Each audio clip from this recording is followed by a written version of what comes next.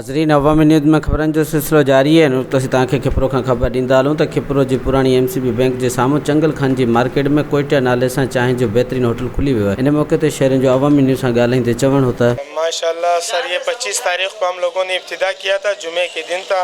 तो उसके बाद हफ्ते वाला दिन हम लोगों ने होटल खोला है, ये कोयटा के नाम से। तो अल्हम्दुलिल्लाह हमारा चाय यहाँ पे लोग बहुत पसंद कर रहे हैं। खिपरो के आवाम से बहुत खुश है कि वो हमारे साथ हेल्प भी करता है और हमारे साथ मिलता है, सलाम दुआ अच्छा करता है, हमारा चाय पसंद करता है। हमारा एक दूसरा बड़ा होटल है खाने का, वो खिपरो मोड़ पे है, तो वो भी अल्हम्दुलिल्लाह अच्छा चलता है खाने का। यहाँ पे सुबह सवेरे पराठा, नाश्ता, छोला, ये सब यहाँ पे मिलता है। तो यहाँ पे हमारा चाय बहुत अल्लाह का करम है, बहुत अच्छा चल रहा है। शहर में असीं चऊं त अहिड़ा होटल हुजणु खपनि ऐं सुठी चांहि पेवर चांहि जी आहे, ॾाढो मशहूरु आहे। होटल फर्स्ट क्लास असांजी हले पई। असां 25 तारीख़ खोली, जुमे जो ॾींहुं इफ़्तिदा कई, छंछरु खां पोइ चांहि हलायूं पिया। फर्स्ट क्लास चांहि हले पई।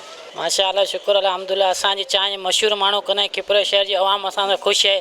चांहि बहितरीनु आहे, रेट बि बहितरीनु आहे माशाअल्लाह। साईं, पहिरीं असां मुजाहिद होटल पीअंदा हुआसीं, पर हीअ होटल जो खुलियो असांखे मुजाहिद होटल ई विसरी हलो। ज़बरदस्त चांहि आहे, VIP आहे ऐं सफ़ा स्पेशल चांहि आहे। वधीक ख़बरनि ऐं तफ़सील जे लाइ विज़िट कयो असांजी वेबसाइट awamiNewsHD.com ऐं ॾिसंदा रहो अवामी न्यूज़ HD।